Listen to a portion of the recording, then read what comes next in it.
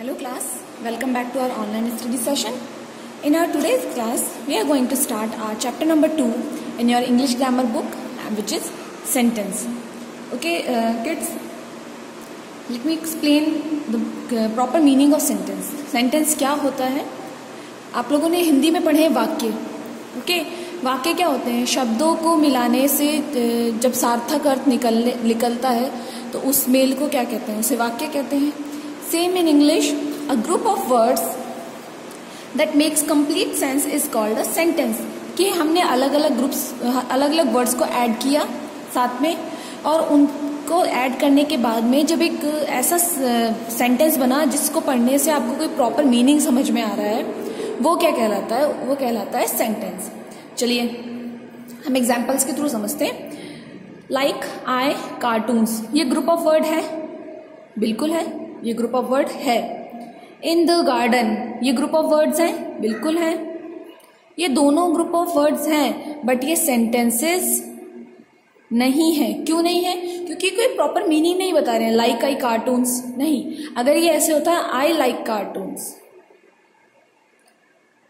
ये अगर सारे वर्ड्स प्रॉपर सीक्वेंस में होते तो ये एक मीनिंग आपको जनरेट करके देते, बट ये सारे वर्ड्स जम्बल्ड है, ये मीनिंग नहीं जनरेट कर सकते हैं आपके लिए. सेम सेकंड सेंटेंस में इन द गार्डन, ये भी आपके लिए कोई मीनिंग नहीं जनरेट कर रहे हैं, इसलिए ये भी सेंटेंस नहीं है.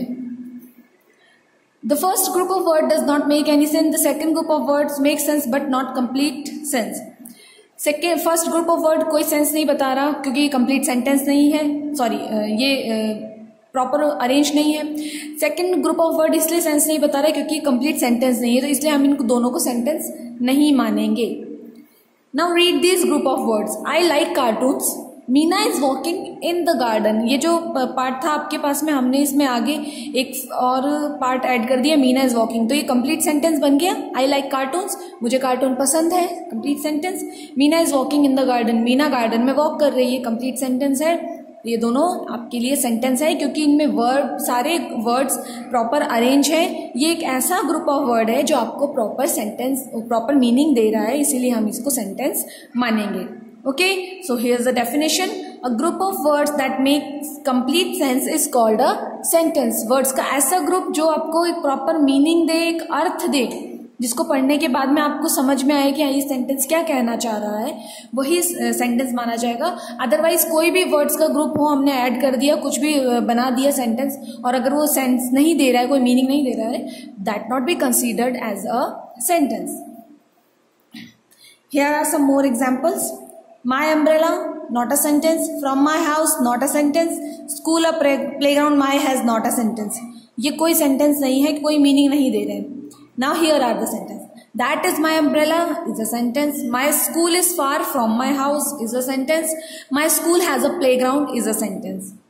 ठीक है, तो ये हो गया आपके लिए सेंटेंसेस के कुछ एग्जाम्पल्स. सेंटेंसेस बहुत बेसिक एलिमेंट है आपके लैंग्वेज का. जब भी हम लैंग्वेज पढ़ना स्टार्ट करते हैं तो स्टार्ट किससे होती है? वो स्टार्ट होती है लेटर्स से, ए बी सी.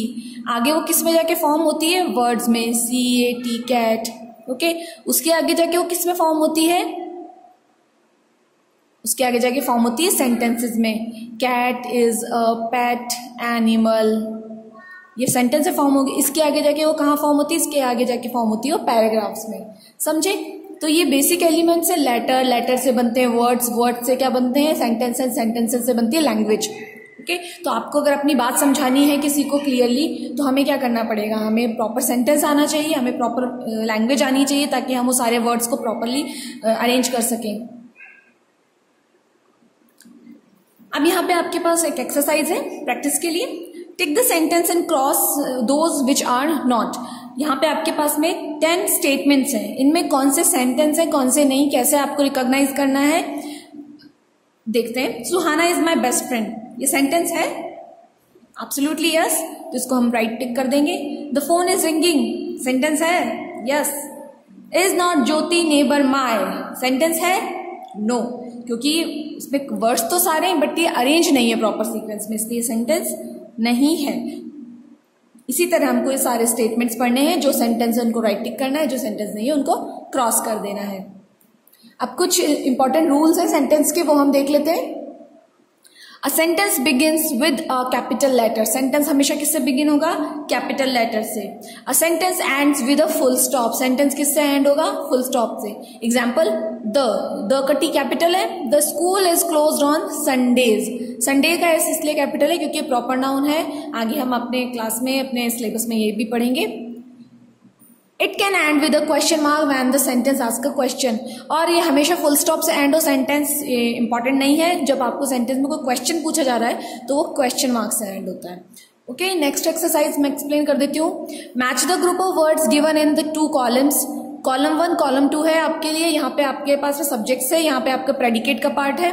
आपको सही सब्जेक्ट को सही प्रेडिकेट से मैच करना है। प्रेडिकेट मतलब सेंटेंस का सब्जेक्ट के अलावा जो पार्ट बचता है ना, ये भी आपको धीरे धीरे क्लियर होगा। जैसे कि मैं एक सेंटेंस लिखती हूँ, Rohan studies in my school.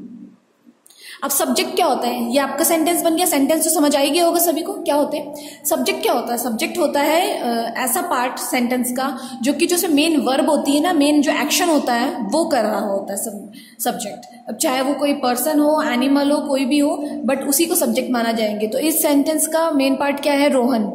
Rohan studies, Rohan पढ़ता है, इन माई स्कूल। तो वर्ब क्या है? पढ़ना। एक्शन कौन सा हो रहा है? पढ़ने का। कौन कर रहा है वो एक्शन? रोहन। तो रोहन क्या है? सब्जेक्ट। तो ये हो गया सब्जेक्ट। और जो बाकी का सेंटेंस का पार्ट बच रहा है जिसमें आपके वर्ब और ऑब्जेक्ट होते हैं, उसे कहते हैं हम प्रेडिकेट। ओके, तो ये आपके सब्जेक्ट का पार्ट है, ये आपके प्रेडिकेट का पार्ट है। आपको सही सब्जेक्ट को सही प्रेडिकेट से मैच करना है। Okay, next, rearrange these word to make sentences. Use capital letter at the beginning of the sentence and with full stop और क्वेश्चन। ये सारे वर्ड्स क्या है? जम्बल्ड है, सब जम्बल्ड है। हमको क्या करना है? हम इनको सही सीक्वेंस में यहाँ लिखना है सेंटेंस बनाते हुए। हमको रूल्स का ध्यान रखना है कि हमें क्या करना है। हमें फर्स्ट लेटर कैपिटल रखना है। At the end we need to put question mark और full stop. If the sentence asking a question we need to put question mark. If the sentence is an statement we need to put a full stop. Okay, तो हमको ये सारे jumbled sentences को clearly एक sentence बनाना है। Complete the sentence with words of your own mind. अब यहाँ पे क्या करना है? यहाँ पे आपके सेंटेंसेस के कुछ पार्ट है, कुछ पार्ट मिसिंग है, वो हमको कंप्लीट करना है। आप अपने कॉन्शियस माइंड से कोई भी वर्ड यहाँ पे आपको जो सूट करता हुआ लगे वो आपको यहाँ लिखना है। For example, I am scared of. Scared मतलब डरना। तो आप किससे डरते हैं?